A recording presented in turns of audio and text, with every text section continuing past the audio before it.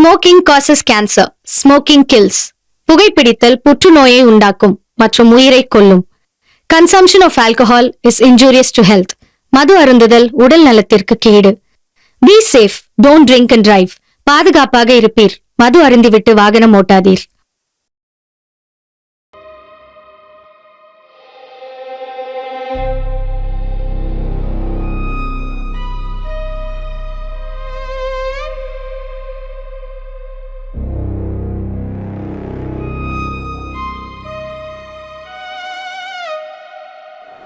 தரணி, தரணி,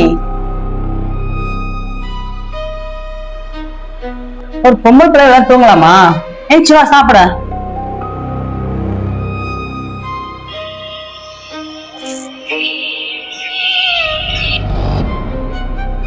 hello, சொல்லுடி.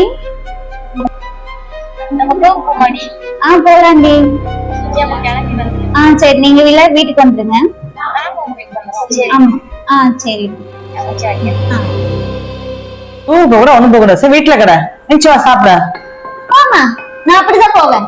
இது ஏதுக்கு பேசிட்டு இருக்க? என்ன அம்மா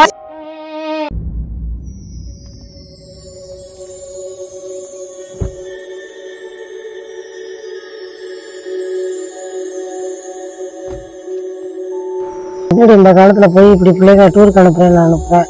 காலம் கட்டு கிடக்கு. நான் அடிச்சு பார்த்து ஒண்ணும் கேட்க மாட்டேங்குது. சொல்லியாச்சு. ஏய், திடீர்னு டூருக்கு பிளான் பண்ணிருக்கீங்க. காசுக்கு என்னடி பண்ணுவீங்க? எல்லாரும் எவ்வளவு வச்சிருக்கீங்க?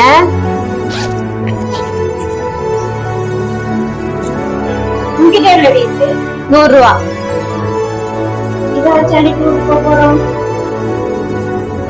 உங்ககிட்ட எவ்வளவு இருக்கு? இந்த அவகிட்ட கொடுத்துருக்கேன். இந்த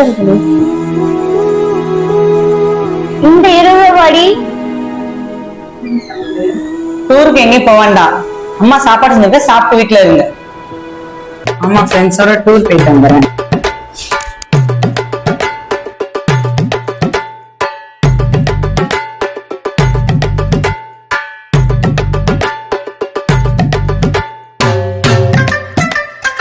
தம்பி, நான் ஊருக்கு கிளம்பி போயிட்டு இருக்கேன். 15 பிள்ளைல காலைல வந்துடும். உங்கள்ட்ட சாவியை கொடுத்துருங்க. சரி, ஓகே ஓகே.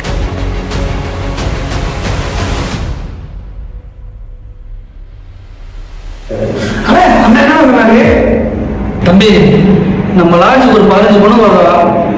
ரூம் சொல்லிக்கிறாங்க. இப்படியான சார் ரொம்ப கரெக்ட். ஏன் நமக்கு தேவை எடுத்து யூஸ் பண்ணிக்கலாம். ஓகேவா? 15 பொண்ணு வருது, தோணாம இருக்கு. ஒரு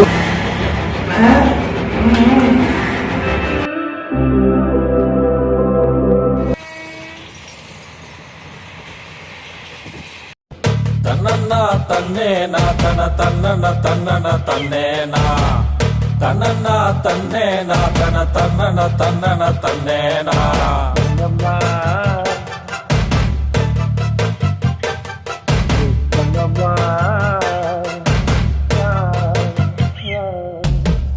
தன்னன்னா தன்னேனா தன தன்னன தன்னன தன்னேனா தன்னன்னா தன்னேனா தன தன்னன தன்னன தன்னேனா.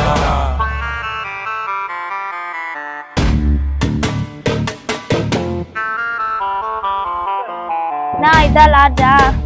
மெரினா பீச்சா? லாட்ஜ் தானமா அது? ஆளே ஒரு மார்க்கமா இருக்காரு. இவரை நம்பி நம்ம எப்படி இங்க இருக்கிறது?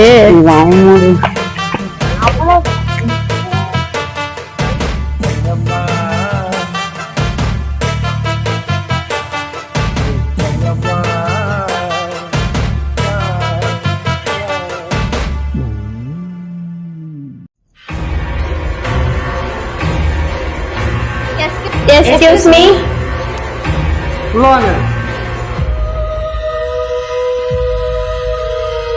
எத்தனை நாள் எத்தனை ரூம் வேணும்? 3 நாள் தங்க போறேன். 4 ரூம் வேணும்.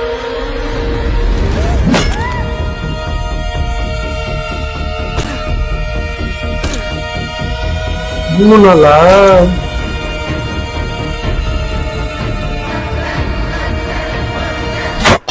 வாங்கடி போலாம். தம்பி, நீங்க மாடா? அண்ணே, என் பையன், என் பொண்ணு, வாங்கடி போலாம்.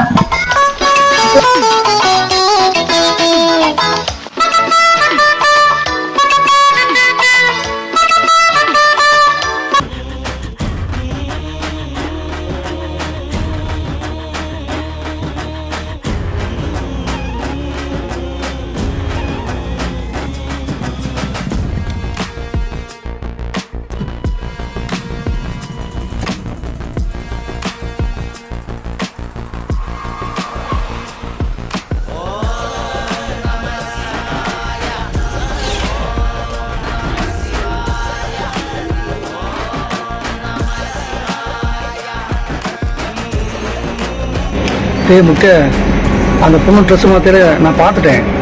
நான் பார்த்தது அதை பார்த்துருச்சு, ஓடிடுச்சு. அன்னைக்கே சொன்னது கேட்டியா? போகாதுன்னு சொன்னோம்ல. இது ரொம்ப கஷ்டப்பட்டு இல்ல, இனிமேல் அம்மா பேச்சு கேட்கணும், சரியா? நம்ம பாரம்பரியமே இந்த சேரீ தான். இதை அன்னைக்கே கட்டுன்னு எத்தனை வாட்டி சொன்னேன், யாராச்சும் கேட்டீங்களா? செல்லை பார்த்து மாடல் ட்ரெஸ் போடுறேன், அது போடுறேன், இது போடுறேன் போட்டு காசு ஒரு பக்கம் செலவாகுது, இவ்வளோ பிரச்சனை வர. இதெல்லாம் நமக்கு தேவையா? கொஞ்சம் நாள் சொல்லு பச்சை கேட்கணும் பொம்பளை பிள்ளைங்க. எதுக்கு சொல்கிறோம் பெரிய ஆளு?